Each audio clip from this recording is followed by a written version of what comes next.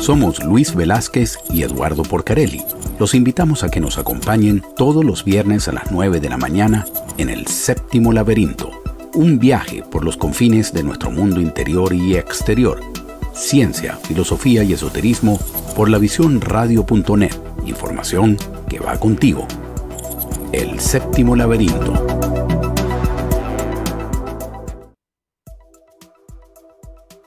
Hoy tenemos un invitado muy especial, amigo, a quien tengo el honor de presentar, el doctor Juan Carlos Sainz Borgo, doctor en Derecho, máster en Estudios Latinoamericanos de la Universidad de Oxford y actualmente es el decano de la Universidad de La Paz en Costa Rica. Bienvenido, Juan Carlos. Vamos a hablar hoy de Construyendo la Paz. ¿Cómo has estado? Un placer tenerte aquí. Buenos días, Eduardo. Un gusto saludarte después de tanto tiempo de no contactar. Muy agradecido por la invitación y la oportunidad de compartir con ustedes. Buenos Que días, aunque nunca había estado con bienvenido. ustedes en el programa, siempre leo sus publicaciones en las redes sociales y los sigo mucho. Muchas gracias. Muy amable, Juan Carlos. Muchas gracias. Este tema de la paz es complicado de abordarlo. Yo creo que, bueno, vamos a comenzar por lo primero, la paz entre estados, ¿no? ¿Es posible pensar en algún momento que la paz es viable en un mundo tan complejo como el actual? Cuando uno revisa todos los conflictos que se han presentado a lo largo de la historia de la humanidad y ve ese mapa de conflictos con las distintas gradaciones, ¿no? Conflictos donde hay una potencialidad que estalle, conflictos que están en proceso, conflictos donde hubo un acuerdo de paz, un cese al fuego, pero hay la potencialidad que vuelva a surgir. Podemos hablar integralmente de un mundo que en algún momento alcance la paz. Y antes que eso, ¿qué definición es la más feliz para el término o el concepto de paz en el mundo actual, sabiendo de que, bueno, hay diferencias de todo orden en lo político, en lo religioso, en lo social, etcétera? ¿Cuál es ese punto intermedio que permitiría de alguna manera ir construyendo la paz? Sí, definitivamente el conflicto, por hacer una definición de dos partes, está totalmente interrelacionado con el ser humano, con la sociedad. Entonces, la idea de un mundo sin conflicto, de un mundo absolutamente en paz, es casi imposible de alcanzar, porque el conflicto es uno de los grandes ejes, uno de los grandes movimientos de la sociedad. ¿Cuál es la mejor definición de paz? Mira, es quizás la pregunta más difícil que nos hacemos nosotros en la Universidad para la Paz, y aprovecho y le comento a los Por oyentes favor, coméntanos qué es la Universidad de La para que Paz. sepan qué es para la Universidad para la Paz. La Universidad para la Paz es una entidad del sistema de Naciones Unidas creada con el mandato de formar recursos humanos para trabajar en la paz. Y básicamente es una escuela de posgrado donde hace 43 años se decidió en el seno de Naciones Unidas tener una escuela de formación de profesionales en el área de la construcción de paz. Y eso lo vemos bajo tres departamentos teóricos muy grandes para que un poco entiendan: un departamento de derechos humanos, un departamento de estudios de paz y un departamento de ambiente y desarrollo. Y a partir de ahí se forman un montón de gente en esta área. Entonces, quizás la definición más sencilla de paz es la ausencia de conflicto, que digamos es la que uno siempre está buscando. Se puede vivir en un mundo sin conflicto, es uno de los grandes objetivos, pero una de las cosas que sabemos muy claramente es que los conflictos se aprenden es a gerenciar. La idea es que tú puedas gestionar los conflictos y que los daños que esos conflictos se puedan dar se minimicen a nivel individual, a nivel social y a nivel internacional. Entonces, en ese sentido, se ha vivido una época bastante razonable, o se ha vivido una época razonablemente larga de paz desde el final de la Segunda Guerra Mundial hasta relativamente poco tiempo, donde había habido una gran estabilidad en el sistema internacional, y aunque había habido una confrontación en el marco de la Guerra Fría, los conflictos estaban relativamente controlados. Pero pareciera que después del fin de la Guerra Fría y entrar en esta multipolaridad donde no está muy claro cuál es el papel de los organismos internacionales, y fundamentalmente el conflicto entre Rusia y Ucrania, pareciera que las tendencias que habíamos venido viviendo están cambiando. Y eso es muy preocupante desde la perspectiva global. Doctor Sain, encantado realmente de tenerlo acá como invitado.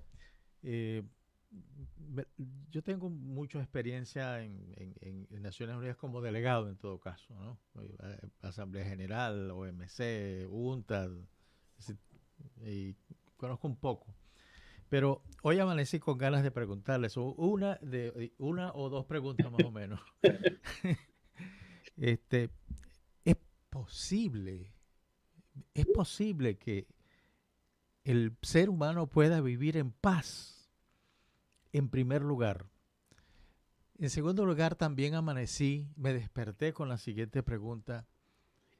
¿Es posible que los países, en vez de luchar por la paz, estén luchando por un status quo que le permita mantener la cuota de poder que a nivel internacional tienen? ¿Es posible que eso esté sucediendo? Porque, por ejemplo, todo el mundo habla hoy de la guerra, la terrible guerra, es una cosa terrible de la invasión de Rusia a Ucrania, pero hay más conflictos. La organización Crisis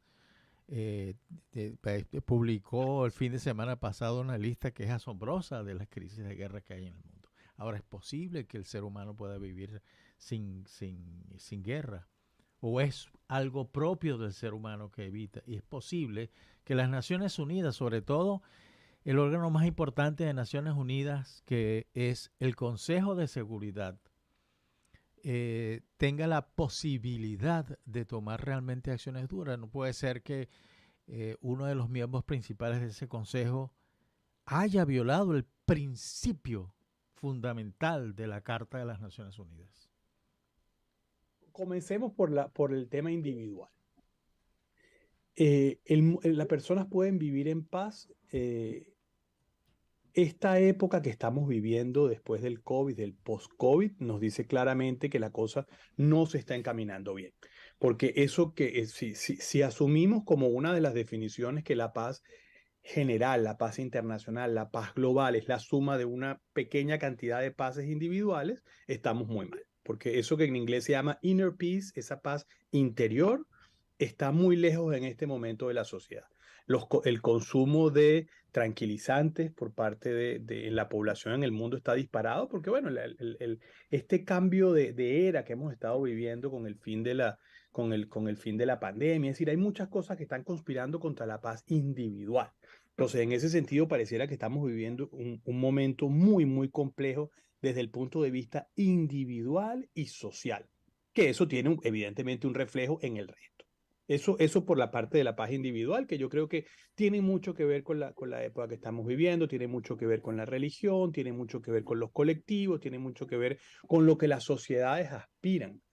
Porque, a ver, si la paz es la ausencia de conflicto, por ejemplo, en las últimas décadas habíamos dejado a un lado a grandes colectivos de la sociedad. Si pensemos en los colectivos LGBTI, pensemos en los temas raciales, donde temas de los cuales no se hablaban, y eso no quería decir que había paz, simplemente no se hablaba y el que le tocaba pues se la tenía que aguantar y el que disfrutaba pues le tocaba disfrutar. Entonces en ese sentido estamos yo creo que en un momento de tránsito bien complejo, con muchas inquietudes que está impactando en el universo, para no hablar de toda la etapa tecnológica, lo que significa la tecnología, lo que significa que podamos estar hablando nosotros tres ahora tan tranquilos, estando tan separados en tema. Eso tiene cosas positivas, pero cosas negativas. Eso, digamos, lo individual y social. Vámonos ahora a lo internacional, que es lo que la gente ve más. Sí, siempre ha habido conflictos, siempre ha habido al menos una guerra, al menos un elemento. Pero ¿por qué es tan importante y por qué es tan grave la ruptura que representa la invasión por parte del gobierno de Vladimir Putin de Ucrania? Que este conflicto tiene dos características que son fundamentales. Una, la que ya tú dijiste, Luis, que un miembro permanente del Consejo de Seguridad, que además es una potencia nuclear, está rompiendo el principio básico del sistema post Segunda Guerra Mundial. No hay incorporación de territorio a través del uso de la fuerza. Punto. Ninguno de los grandes conflictos que hemos vivido desde el año 1945 hasta ahora tenían que ver con incorporación de territorio, porque al final esta guerra de Vladimir Putin es una guerra de incorporación de territorio del Estado soberano de Ucrania dentro de Rusia. Fíjate que es tan complejo este tema y tan importante que, por ejemplo, en la guerra que persiste entre Palestina e Israel, los territorios que Israel ocupó de Palestina nunca fueron reconocidos por la comunidad internacional como nuevo territorio israelí. Por eso se llaman territorios ocupados, porque la comunidad internacional no acepta la incorporación de territorio por el uso de la fuerza. Entonces, habíamos tenido muchos conflictos civiles, muchas guerras civiles por confrontación entre gobiernos de izquierda, de derecha, comunistas, liberales, es decir, guerrillas, la gran cantidad, salvo algunos que otro territorio, algunos que otro conflicto muy focalizado en Centroasia, Nagorno-Karabaj, alguna cosa muy particular, muy focalizada en esa zona. Salvo Israel y Palestina, este es el primer conflicto grave que amenaza, como tú decías, Luis, el status quo que habíamos logrado construir desde 1945.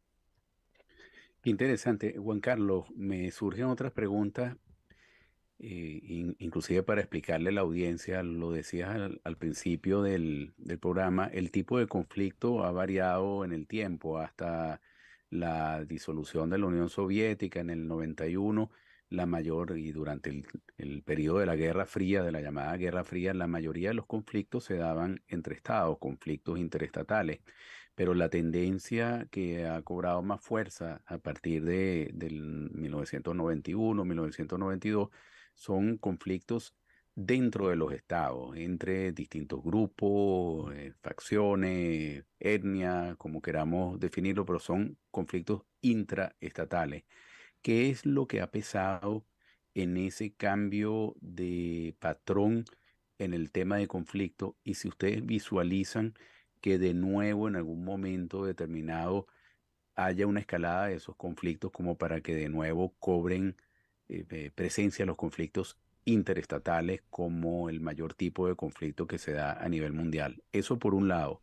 Y por el otro, me pregunto, en una institución como en la que tú participas, diriges, ¿qué otros aspectos se toman en cuenta para el estudio de la paz? Porque es un tema tan complejo que uno puede acercarse desde el punto de vista de un analista político, analista de las relaciones internacionales y encontrar un análisis particular. Pero también es un tema que se puede analizar desde el punto de vista sociológico, desde el punto de vista religioso.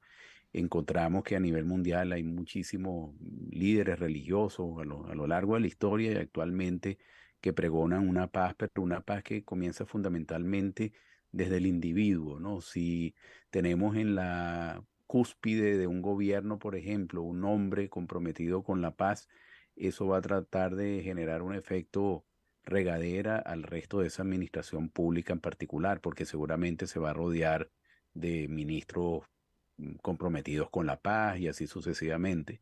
Pero si en la cúspide del poder de un determinado país tenemos un líder que no cree en la paz, pues eso también va a generar a nivel del funcionamiento de la burocracia y de la proyección de ese Estado en sus relaciones internacionales, conflictos. ¿Cómo ven ustedes ese tipo de estudio integral de la paz desde el punto de vista de las actividades que ustedes realizan?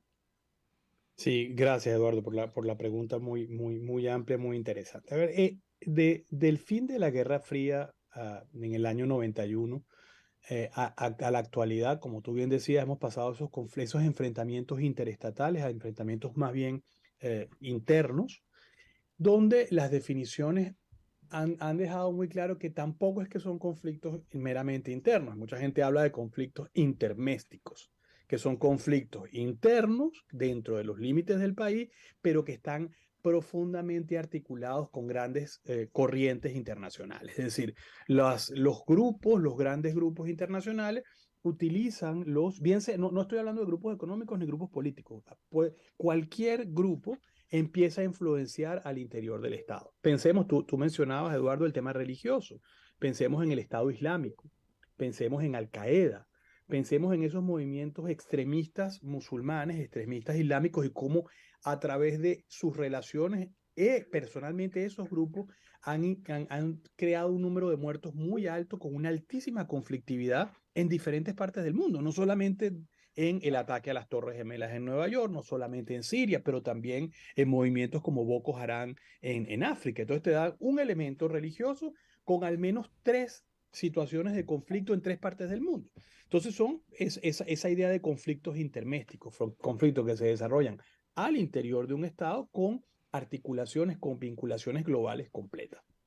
Ahora, ¿cómo, cómo, cómo, cómo asumir este tema de la paz desde el punto de vista académico, pero también como el punto de vista de trabajo dentro de la Organización de las Naciones Unidas? Claro. Mira, una de las ideas como abordamos el tema del estudio de la paz es que para tener una paz sostenible, una paz sustentable en el tiempo, tú debes remover o al menos gerenciar, administrar los factores que pueden crear el conflicto.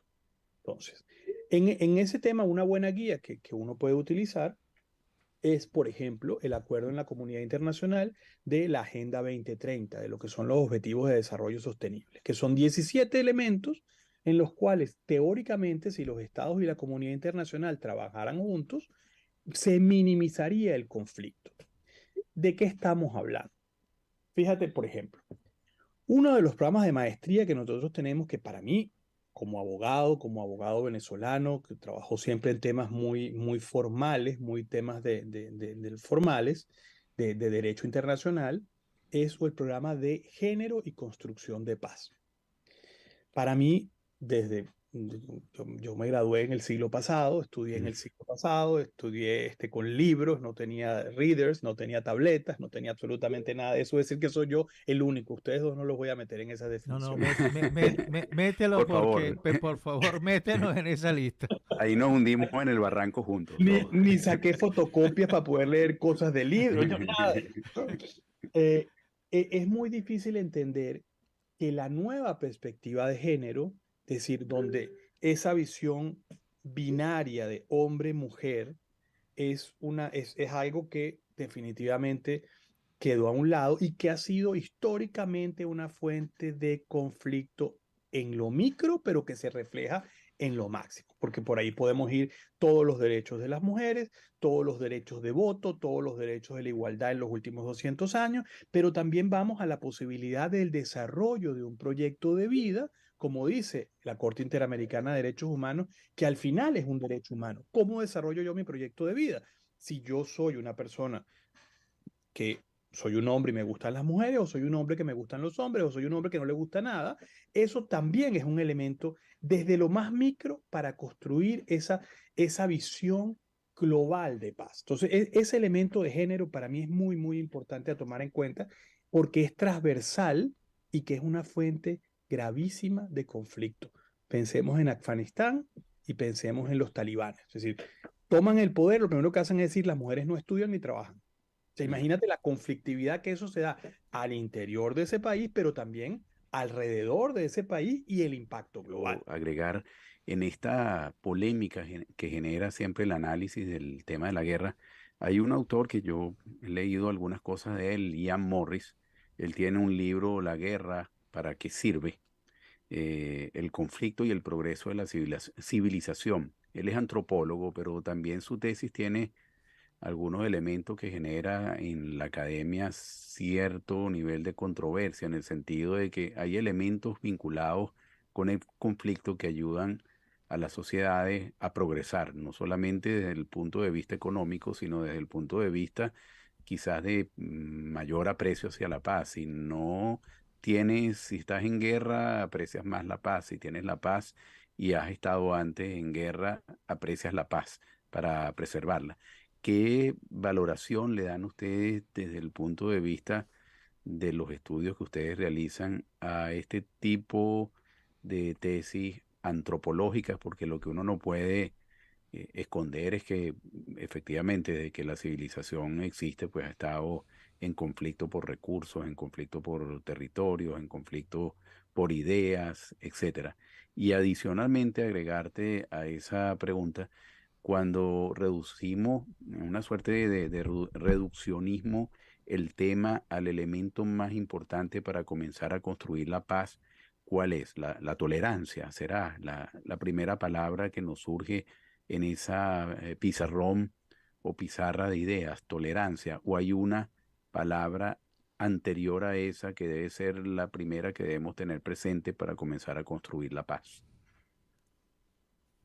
Mira, sin duda el reconocer el valor de la paz como fenómeno histórico, como fenómeno consustancial con la civilización, no es correcto. Es decir, siempre ha estado allí. Y, y quizás podríamos elaborar sobre todos los elementos, sobre las externalidades positivas que tiene un conflicto. Pero yendo a tu segunda pregunta, y con eso trato de contestar la primera, yo no creo en la tolerancia. La tolerancia es Mm, una forma muy particular de convivencia donde cual tú soportas al otro, lo dejas a un lado, pero mm. es decir, te tolero, Eso es pero importante. Así es. ni te acepto, ni te comprendo, sino que estás de un lado y eso evidentemente es un camino para el conflicto. Yo creo y fundamentalmente en la idea del consenso. Si tú tienes que construir el consenso de la paz para poder vivir juntos. Y ahí es donde difiero de teorías como la que tú estabas hablando. El, el consenso que habíamos logrado construir como comunidad internacional del valor de la paz era muy importante. Porque, pongamos un ejemplo, la situación en la que estamos viviendo ahora pareciera que el consenso para construir la paz está roto. Pareciera que la mayoría de los líderes mundiales están viendo elementos positivos en un conflicto y lo ves simplemente porque la mayoría de las grandes potencias decidieron rearmarse en todos los niveles, porque como el otro se está rearmando, yo también lo voy a hacer, pero además desde el armamento nuclear, es decir, las potencias nucleares decidieron rehabilitar sus arsenales nucleares para estar listos para cualquier circunstancia. Eso es una ruptura completa de lo que habíamos vivido desde el año 91, donde todos esos temas se fueron dejando a un lado, todo el mundo dijo, bueno, esto no se va a necesitar, para allá vamos para otra cosa. Eso se rompió, por supuesto. La dinámica económica que le significa al mundo rearmarse se mueve, cuántos puestos de trabajo se crean con la dinámica de producción de armas, y eso es inabarcable. Entonces, cuando se rompe ese consenso de que la paz es lo más importante, es lo grave. Y yo creo que ese es el gran esfuerzo de volver a la mesa en términos de cohabitación y de consenso, de paz y de democracia en términos generales, que yo creo que están todos interrelacionados. Doctor Sainz, aquí hay una pregunta de un oyente, eh, un oyente peruano que me dice, eh, profesor, ¿la paz se construye sobre la base del ocasionar la muerte de otras personas? Inaceptable, no puede ser. Eso no puede ser porque volvemos al concepto de la paz sostenible, de la paz sustentable. ¿Cómo puedo construir yo paz sobre la muerte de otro ser humano y sobre las familias y los nuevos conflictos que crea esa muerte? Porque si no volvemos a la paz del siglo XX, de la paz de post Primera Guerra Mundial, que es la paz de los cementerios. Y la paz de los cementerios no es la paz que queremos. No es una paz donde la gente esté reprimida, donde la gente se tenga que callar por la imposición de la fuerza.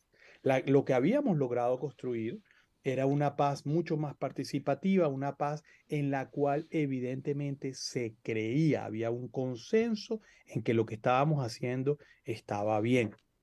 Pero lo grave de lo que estamos viviendo ahora es que grandes sectores consideran que lo que se está haciendo está mal y eso habilita, legitima el conflicto. Y eso es lo grave del camino en el que nos estamos moviendo. Juan Carlos, la estructura del sistema internacional actual no facilita el entendimiento para la paz. Es decir, esto quizás es un tema que ustedes han analizado en detalle. No solamente me refiero a la estructura de los estados, sino a la estructura también del sistema internacional económico, a la estructura del sistema internacional financiero, e inclusive a la propia estructura de las organizaciones internacionales, específicamente Naciones Unidas. ¿Facilitan los caminos para la paz o se requieren reformas sustanciales en todas las capas de esa estructura para facilitar los caminos a la paz? ¿Cómo ven ustedes ese tema? Mira, es difícil porque también en la idea de lo que hay que construir se necesita una reforma en el sistema que permite una mayor participación de los países para facilitar lo que estábamos hablando de ese consenso. Eso es cierto, eso es verdad, eso se quiere, pero una de las cosas con las cuales nos conversamos mucho con los profesores y con los alumnos a veces cuando lo tomamos un poco a- ligeramente es que esa idea de no piense fuera de la caja, sino piense dentro de la caja y use los mecanismos que tiene dentro de la caja. El sistema internacional se ha abierto mucho a las organizaciones no gubernamentales, se ha abierto mucho a la participación de los actores no estatales, cosa que era impensable hace 20 años. Hoy por hoy toda cumbre tiene un espacio de cumbre paralela donde se oye mucho a la sociedad civil, se trabaja mucho en lo que se está dando. Pero mi tema yo creo que la estructura con la que tenemos podemos trabajar funciona. El tema es que en los liderazgos mundiales la idea de la paz dejó de ser importante porque se obtienen más ganancias por el conflicto que por la paz. Y ahí tiene que ver con el tema democrático. A mí lo que me preocupa de lo que estamos viendo repetidamente en diferentes sociedades es que ya los jefes de Estado, los presidentes, no les interesa gobernar para el colectivo, para todos, sino que ellos saben que con tener su minoría contenta les da suficiente grado para gobernar. Y eso es lo que está sucediendo. Por ejemplo, ese pequeño tradicional acto en el cual el jefe de Estado le entrega la banda o le entrega el símbolo de poder al que viene, no solamente es un acto protocolar, es un reconocimiento de la elección, de quien ganó y de que el sistema funciona. Y eso frente al país, sea este el país que sea, le da tranquilidad y le da, vamos a seguir hacia adelante. Veamos el caso más reciente, Lula en Brasil al presidente Bolsonaro no estar en la ceremonia de transmisión de mando, no darle la mano al que salió, reconozco que perdí, aquí estoy, mucho gusto, esto se terminó, la próxima elección yo voy a ganar y voy a volver, o lo que sea, recalienta el sistema de una manera que tenemos lo que pasó ahora. Entonces yo creo que hay que volver mucho a esas fuentes de construcción democrática, de trabajo para crear paz sostenible, que es al final yo creo que, en lo que uno debe trabajar. Eh, Doctor Sainz, cuando uno ve diariamente en la práctica artículos, lee libros, el nuevo orden mundial, yo tengo la percepción de que eso que dice nuevo orden mundial, si hay un nuevo orden mundial o si no lo hay, todo se está construyendo sobre una plataforma de conflictos. La, el conflicto entre China y Taiwán, los conflictos que hay en América Latina, los conflictos que hay en África, los conflictos que hay en Europa del Este incluso, porque no es que la guerra lo sumió, no, hay un problema dentro de la Federación Rusa que es grave y que va a explotar irremediablemente en cualquier momento. Es que la base es esa. ¿Sobre qué base estamos construyendo un nuevo orden? Esa es la pregunta. Vuelvo otra vez al tema del consenso de trabajar en paz. Fíjate, voy a darte un ejemplo de una zona que no nombraste para también meter los conflictos. La Unión Europea. Europa, que es el continente que más vivió guerras, que se invadían un día sí y otro también, que cambiaron las fronteras permanentemente durante todo el siglo XIX un conflicto tras otro. Después de la Segunda Guerra Mundial decide, ¿sabes qué? Vamos a unirnos, vamos a crear una unidad económica y política y eso va a acabar con los conflictos. Eso empezó con un par de países, empezaron Francia y Alemania, se fue sumando Italia, se fueron sumando todos los países hasta que crearon una unidad muy fuerte que es la Unión Europea. Y en algún momento, hace que para unos 20 años, empezaron, ¿qué hacemos ahora? O nos vamos hacia los Estados Unidos de Europa o nos quedamos como está. Y empezó esa discusión al interior del tema qué hacer y qué no. Y en países como el Reino Unido, el debate se llevó a grandes niveles hasta hacer el referéndum para salirse y se salieron. Con un margen mínimo, un margen como lo que caracteriza a todas las elecciones en todas partes del mundo hoy por hoy. Márgenes mínimos de dos mayorías y márgenes circunstanciales. Y el Reino Unido se sale de la Unión Europea, de la construcción de la paz europea. Es decir, ya no se cree en el trabajo colectivo, ya no se cree en la idea de una construcción completa y eso nos dice muchas cosas. Eso nos dice que muchos grupos al interior de la sociedad ya no creen en los proyectos colectivos de paz. Nos dice mucho de la construcción, nos dice mucho de la educación y mucho de las comunicaciones. Yo, por ejemplo, yo no leo los periódicos en sus plataformas digitales porque tú lees lo que te interesa. La diferencia de leer el periódico en su integralidad, de tomar un periódico y empezar con la portada y ver la noticia 1, la noticia 2, la noticia 3 y el comercial o la propaganda que está ahí, es que te obliga a ver el todo. Y De pasas a acuerdo. la segunda página y ves el todo. En cambio, lo que está pasando con las redes sociales y los periódicos en que solo ves la noticia que te interesa es que pierdes la idea del contexto donde estás. Entonces, eso yo creo que nos está llevando a esas sociedades que están conflictuadas. Yo cuando doy clase en Europa, que voy con alguna regularidad, yo le digo a los muchachos, ustedes no tienen ni idea de lo que tienen. Ustedes no son conscientes del estado de confort de, de, de, de- y de disfrute de la vida que tiene un ciudadano europeo cuando se monta en un avión en un mercado totalmente desregularizado, donde se puede viajar de un país a otro por $10 e ir a la playa de un país y volver sin que le pidan pasaporte, sin que le pidan nada, con una sola moneda, con costos mínimos de moverse de un país a otro. Y eso, y volvemos a lo que decía Eduardo al principio sobre autores que ven desde una perspectiva más antropológica de la guerra, no lo saben porque nunca la han vivido. Y antes eran los abuelos, los papás lo que los contaban, ya, no, ya los abuelos que vivieron el conflicto ya murieron. Entonces no hay un referente para saber cómo es vivir en una situación que no sea de un gran disfrute de la democracia y de la paz. Entonces sí, yo creo que hay sectores que están empujando mucho a vivir en un conflicto sin entender las consecuencias del Yo conflicto. le tengo una pregunta, doctor Sainz. ¿Es posible que la globalización esté en el fondo de todo este incremento, este crecimiento de los conflictos a nivel mundial? ¿Cómo está viendo la universidad ese tema? ¿Cómo está viendo Naciones Unidas ese tema? Porque lo que sí estoy seguro que la globalización sí está dañando las democracias de los países. Porque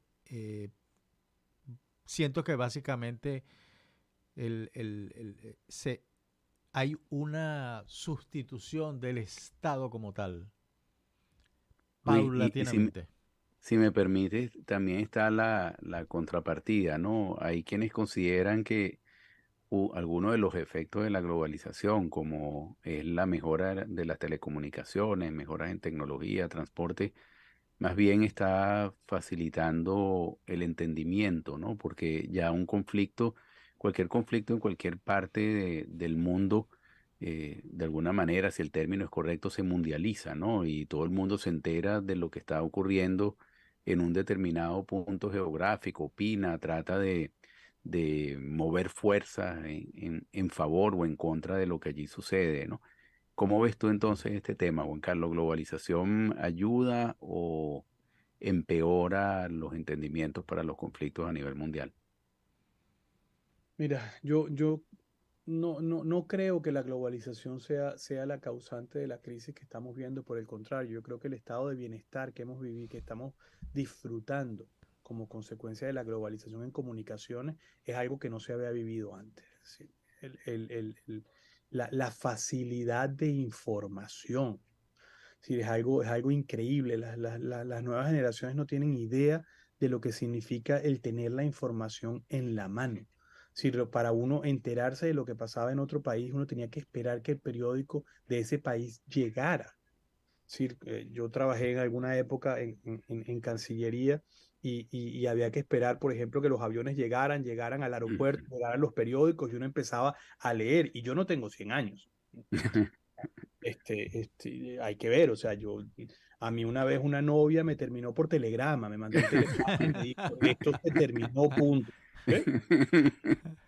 Que hoy por hoy, entonces eso desapareció, la información está allí. Yo creo que ahí donde sí hay una gran responsabilidad es en los grandes líderes sociales, incluidos los sistemas de educación. No hemos sabido adaptarnos a lo que se está dando. Yo creo que es el gran debate, porque hoy por hoy, cuando uno está dando clase, uno sabe que los estudiantes están chequeando todo lo que uno dice. La Revolución Francesa fue el 14 de julio, tal cosa, y entonces si uno dice 13 o si dice otro 1788, alguien dice, profesor, pero aquí dice, no, perdón, o sea, la fecha, porque ya todas las fechas y todo está ahí, entonces, ¿qué le vas a enseñar a la gente? Si Es ya no verdad. puedes acumular conocimiento.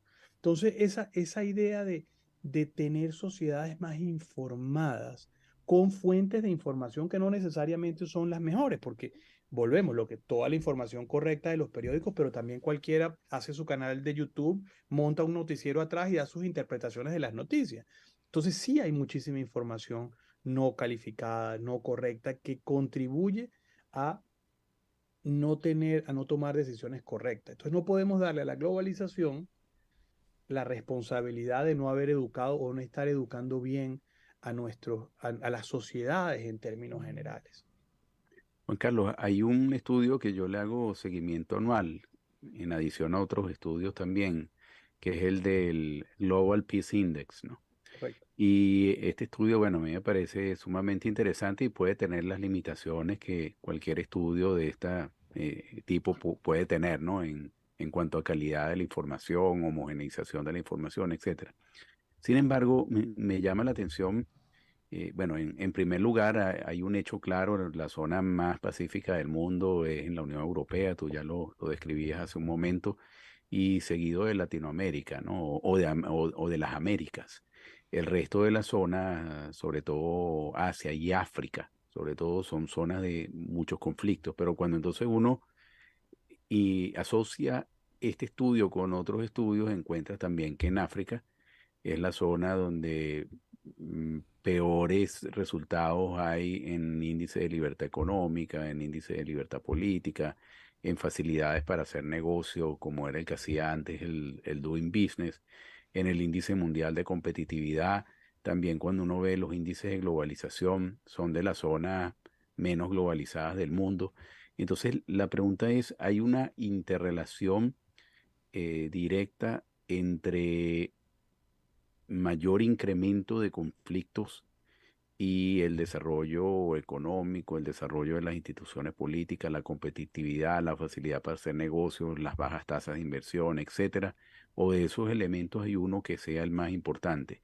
Y agrego que me llama también la atención que América o las Américas, sobre todo la parte sur de América Latina, sea una zona desde el punto de vista de este estudio de relativa paz, pero sin embargo el continente latinoamericano es una de las zonas más desiguales del mundo. ¿Será que hay algo en la cultura del latinoamericano que mm, impide o poniéndolo de otra manera, facilita el entendimiento que no tienen otras culturas, que está presente allí? Zona más desigual del mundo, pero con relativa baja conflictividad en comparación a otras zonas del mundo en el continente asiático o sobre todo africano. Sino para hacer un seminario, Eduardo, tu pregunta. Para hacer un seminario y con invitados y todo. A ver, voy a comenzar por el final de América Latina. América Latina es probablemente una de las zonas más incomprendidas del mundo.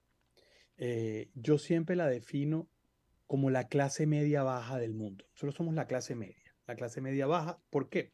Nosotros tenemos casa, pero está hipotecada, ¿no? Entonces, la casa y está hipotecada.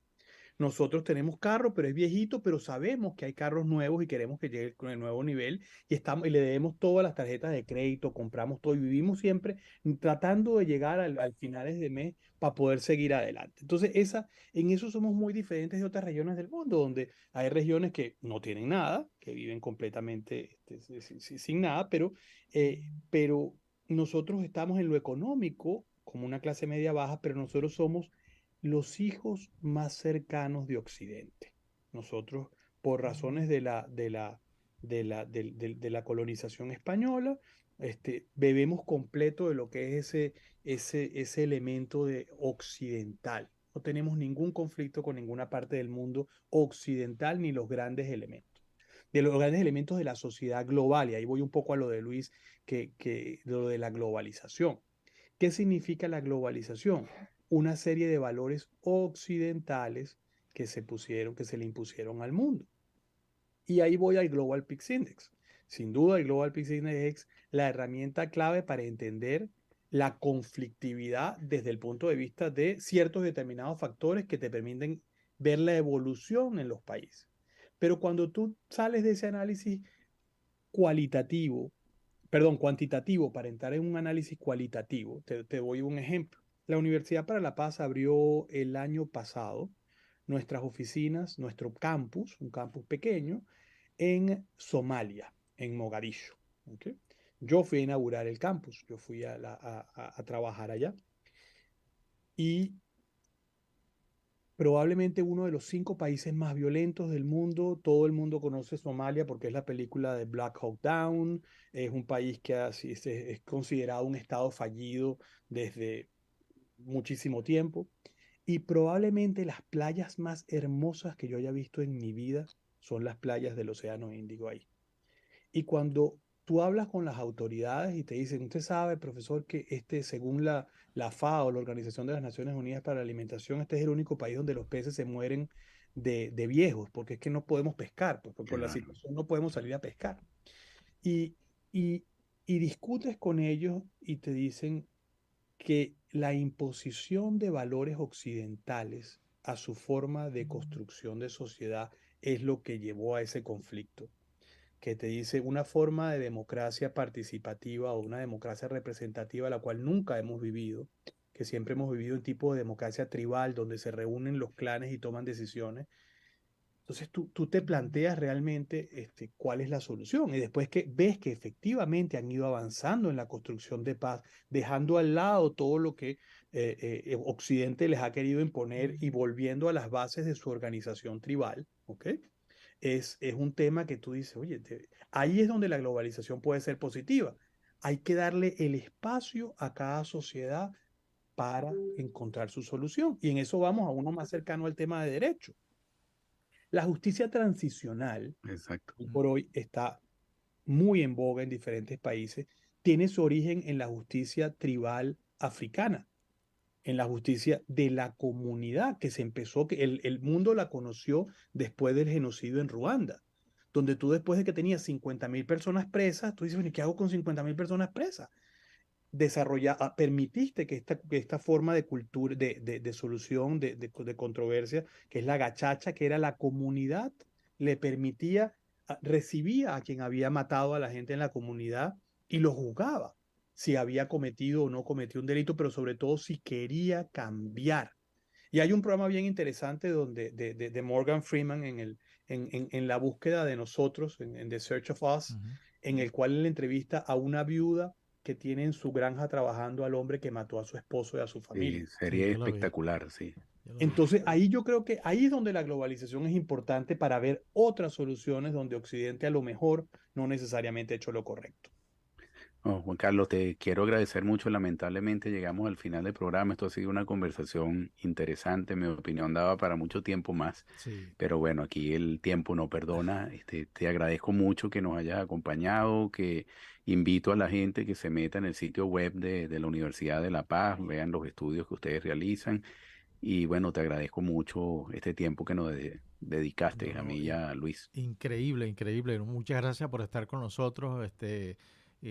Creo que debemos invitarte a conversar otra vez. Trataré de no soñar tanto en todo caso la noche anterior, pero ¿cómo se Un llama? gran Bueno, placer. Muchísimas gracias por la oportunidad y cuando quieran podemos continuar la conversación. a ti, muchas gracias, Juan Carlos. Un fuerte Un abrazo a fuerte abrazo para todos. ti. Y los esperamos la próxima semana en el Séptimo Laberinto. Muchas gracias.